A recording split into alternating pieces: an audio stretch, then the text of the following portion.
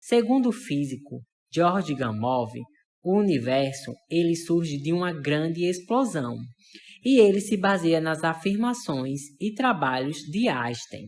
Então ele dizia que essa massa estava concentrada em um ponto, gerando temperatura e pressão, o que teria causado essa grande explosão.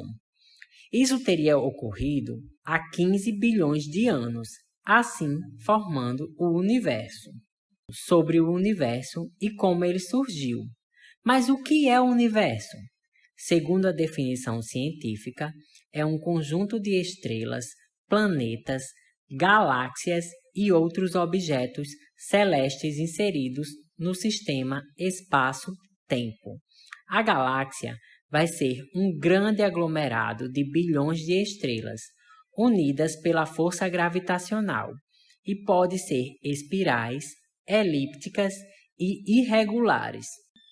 Nosso sistema solar é formado por uma estrela, o Sol, e 8 planetas, sendo a Terra o único que apresenta condições para o desenvolvimento da vida.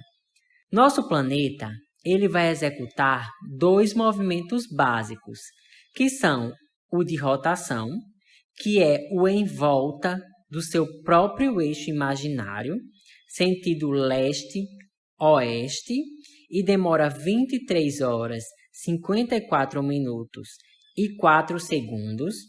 O outro é o de translação, que dura 365 dias e 6 horas, e segue com uma inclinação no seu eixo. Por isso, a luminosidade é distribuída de forma irregular.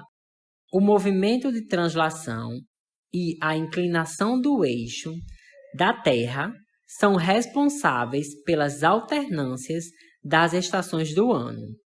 Os dias de mudança das estações são chamados de solstícios e equinócios. Como podemos ver no esquema da imagem, dia 21/12, no hemisfério sul se inicia o verão e no hemisfério norte o inverno. No dia 21/3, no hemisfério sul temos o outono e no norte a primavera. No dia 21/6, no hemisfério sul nós vamos ter o inverno e no norte o verão. No dia 23/9, no hemisfério sul, teremos a primavera e no norte o outono. As civilizações mais antigas já sentiam a necessidade de se localizarem e o faziam pelos astros. Então, com os avanços da tecnologia nas navegações oceânicas, o homem desenvolveu métodos de localização que podiam determinar qualquer ponto de referência na superfície da Terra. Para tanto, os pontos fundamentais de orientação são os cardeais, os pontos colaterais e os subcolaterais, como podemos ver na Rosa dos Ventos. Como podemos ver na imagem, agora vamos descobrir o que são os paralelos e os meridianos. Então, segundo a definição, os paralelos são linhas imaginárias traçadas paralelamente ao Equador, que divide a Terra em 2 partes iguais, 90 paralelos no hemisfério norte, também conhecido por setentrional e por boreal, e 90 paralelos no hemisfério sul, também conhecido como meridional ou austral. Já os meridianos são as linhas imaginárias que cortam perpendicularmente os paralelos e vão de um polo ao outro. O meridiano inicial passa pela localidade de Greenwich. Os paralelos identificam as latitudes, que são a distância medida em graus de qualquer lugar da superfície terrestre ao Equador, e é identificado por 90 no hemisfério norte e 90 no hemisfério sul. Os pontos que se encontram ao longo de um mesmo paralelo têm a mesma latitude. Circundam totalmente a esfera terrestre, e na outra face fica o meridiano oposto, ou o antimeridiano. No caso de Greenwich, o antimeridiano é a linha internacional de data. Os meridianos dividem a Terra em hemisfério oriental leste e hemisfério ocidental oeste, e eles vão identificar a longitude de um lugar, que é a distância em graus de qualquer lugar da Terra ao meridiano de Greenwich. O meridiano de Greenwich vai ter 0 grau de longitude, e a partir dele são 180 no hemisfério ocidental oeste e 180 no hemisfério oriental leste. A longitude máxima é a linha internacional de data. Como podemos observar nas duas imagens, conhecendo a latitude e a longitude de um ponto qualquer do planeta, pode-se identificar sua localização exata. A latitude, por exemplo, vai nos auxiliar a explicar as diferenças de temperaturas no planeta. Lembrando que esse não é o único fator que interfere nas temperaturas. De maneira geral, as temperaturas aumentam dos polos para o Equador.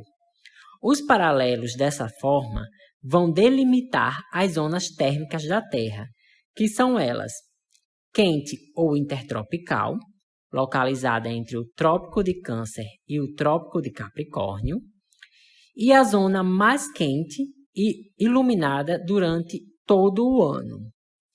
A zona temperada localiza-se entre o Trópico de Câncer e o Círculo Polar Ártico, e entre o Trópico de Capricórnio e o Círculo Polar Antártico. São menos quentes, pois recebem os raios de forma mais oblíqua. As zonas polares, localizadas no Círculo Polar Ártico a 90 graus na zona polar ou glacial norte e no Círculo Polar Antártico a 90 graus da zona polar ou glacial sul. Os raios solares atingem essa área de forma bem inclinada e apenas durante parte do ano. Sobre o fuso horário, antes, cada localidade escolhia o modelo que usava, até que com o desenvolvimento tecnológico, houve a necessidade de uma organização dos horários para que houvesse um modelo organizado e que seguia as regras e métodos. Em uma conferência realizada nos Estados Unidos, chamada a Conferência do Primeiro Meridiano, convencionou-se um padrão de 24 fusos, que tem como ponto de partida o meridiano de Greenwich. A partir do GMT, são estabelecidos 24 fusos, cada um com 15 graus, ou seja, os 360 do Equador dividido por 24 do movimento de rotação, que vai ter 15 graus, representando uma hora. Como os movimentos de rotação ocorrem de oeste para leste, a leste as horas aumentam e a oeste elas diminuem. Já na região do antimeridiano, os fusos terminam em 172 graus e 30 minutos, oeste e leste. Só que a oeste vamos ter o dia anterior e a leste o dia posterior. No Brasil, devido à sua grande extensão territorial e longitudinal, apresenta 4 fusos, todos a oeste de Greenwich. Muitos adotam os limites práticos para não terem problemas administrativos e comerciais. Agora,